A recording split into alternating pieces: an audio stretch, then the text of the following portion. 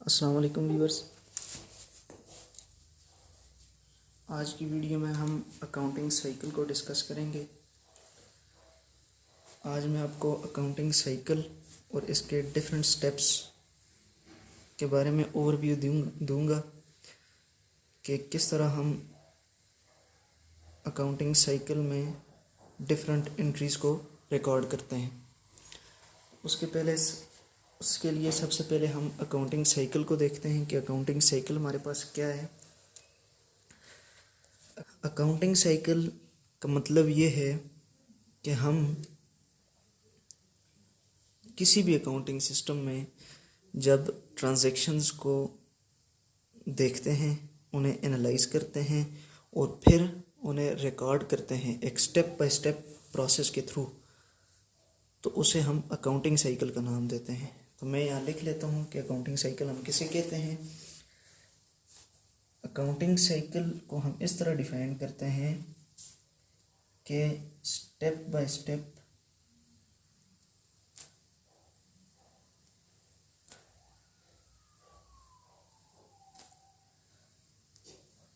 process of identifying,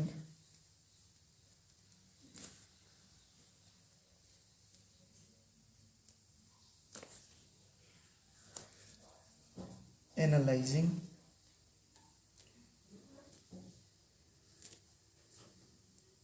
and recording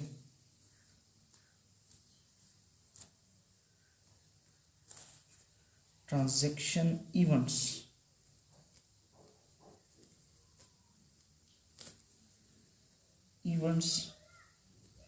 of a business।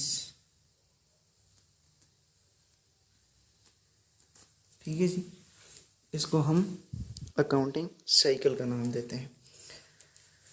Accounting cycle के हमारे पास different steps आ जाते हैं।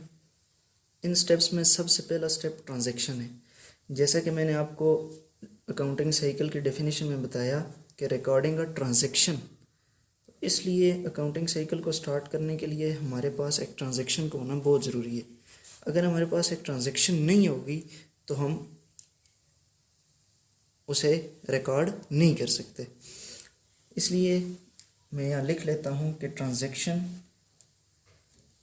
First step to necessary to start accounting cycle।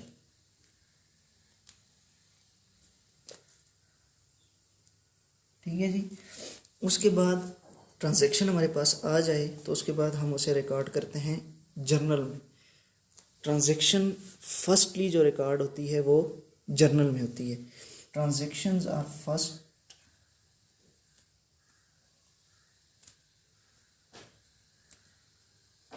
initially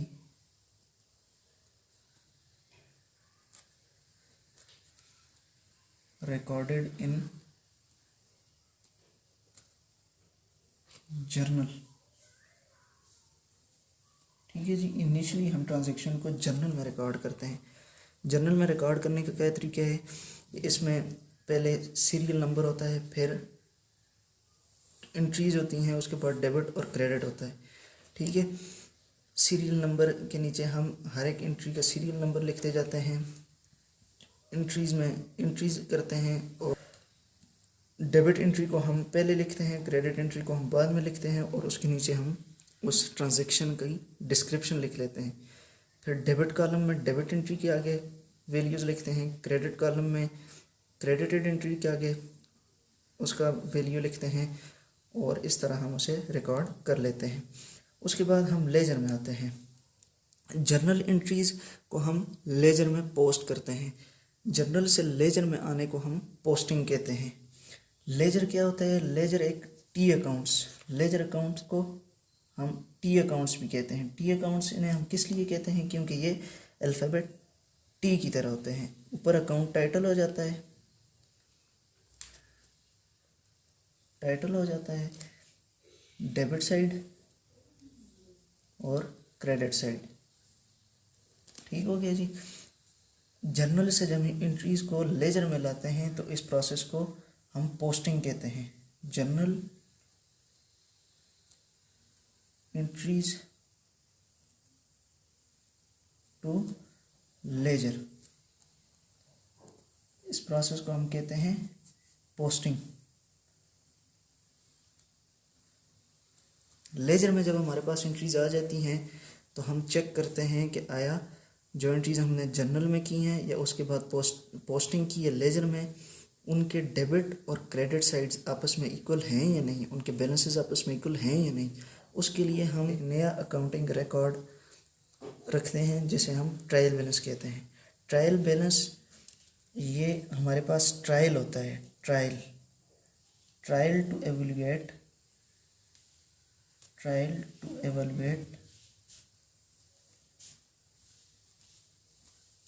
journal and ledger entries, to evaluate ledger entries।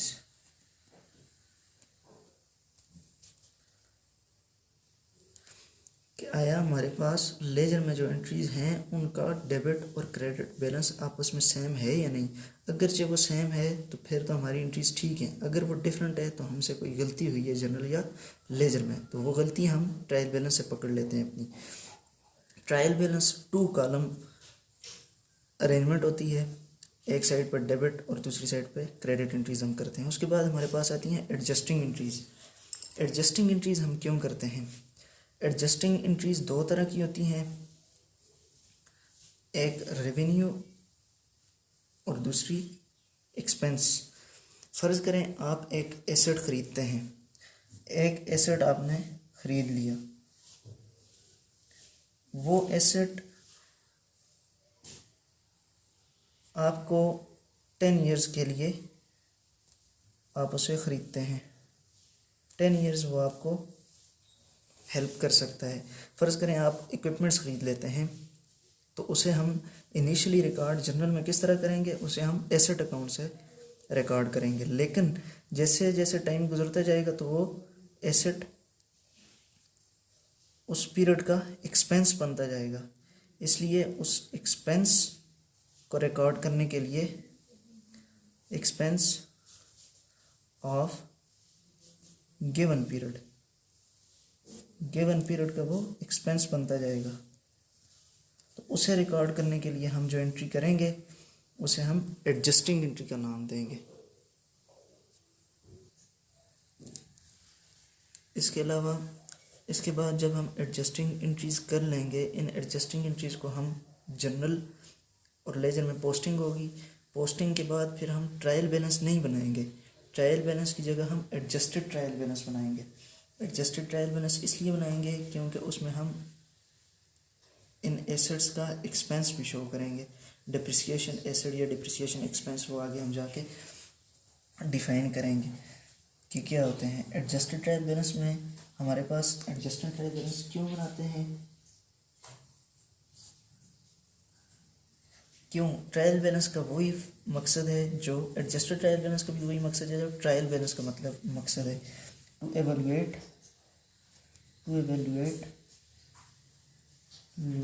Adjusting entries, whether कि वो adjusting entries को evaluate करने के लिए। फॉर्मेट 2 कॉलम फॉर्मेट होता है इसका, 2 कॉलम इसका भी होता है फॉर्मेट,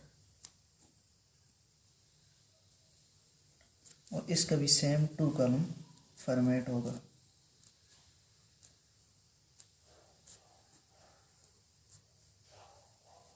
फॉर्मेट दोनों का एक जैसा ही होता है। जब एडजस्टेड ट्रायल बैलेंस हमारे पास आ जाता है तो फिर हम फाइनेंशियल स्टेटमेंट्स बनाते हैं। फाइनेंशियल स्टेटमेंट्स हमारे पास 4 किस्म की हैं। पहली फाइनेंशियल स्टेटमेंट्स हमारे पास है बैलेंस शीट,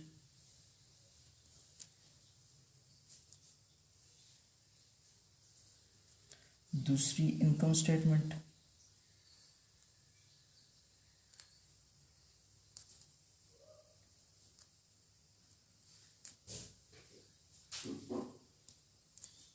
तीसरी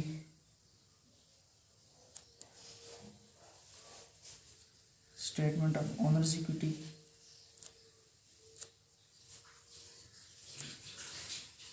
ओनर्स इक्विटी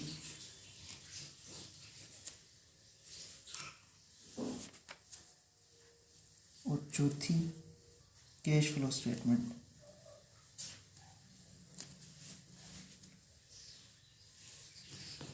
ठीक है जी। फाइनेंशियल स्टेटमेंट्स हमारे पास आ जाने के बाद हम क्लोजिंग एंट्रीज करते हैं। क्लोजिंग एंट्रीज 4 किस्म की क्लोजिंग एंट्रीज होती है।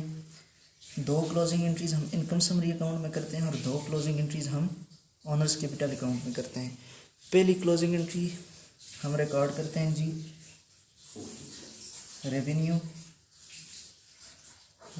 टू रेवेन्यू क्लोजिंग एंट्री करते हैं और दूसरी एक्सपेंस की। ये दोनों क्लोजिंग एंट्रीज होती हैं इनकम समरी अकाउंट में। समरी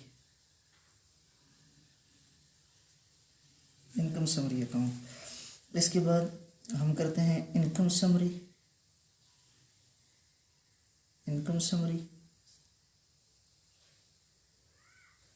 और ड्राइंग्स, ओनर की जो ड्राइंग्स होती हैं, ये 2 हम कर लेते हैं किसमें, ओनर्स कैपिटल में, owners capital account. Owners capital में ये दो क्लोजिंग एंट्रीज हम ओनर्स कैपिटल में करते हैं। क्लोजिंग एंट्रीज आने के बाद फिर हम इसे एवलुएट करेंगे कि हमने क्लोजिंग एंट्रीज ठीक की हैं नहीं। उसके लिए हम बनाएंगे after closing trial balance to evaluate closing entries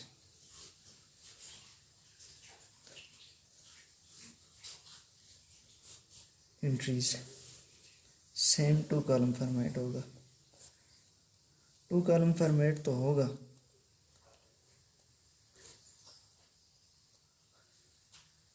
लेकिन इसमें ओनली बैलेंस शीट अकाउंट्स आएंगे।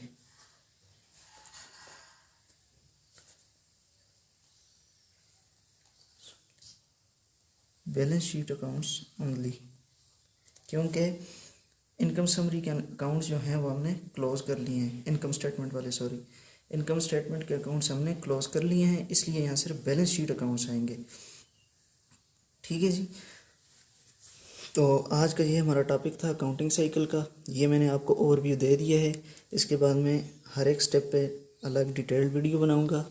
अगर आपको किसी स्टेप की डिटेल चाहिए तो आप मेरी वो वीडियोस देख सकते हैं।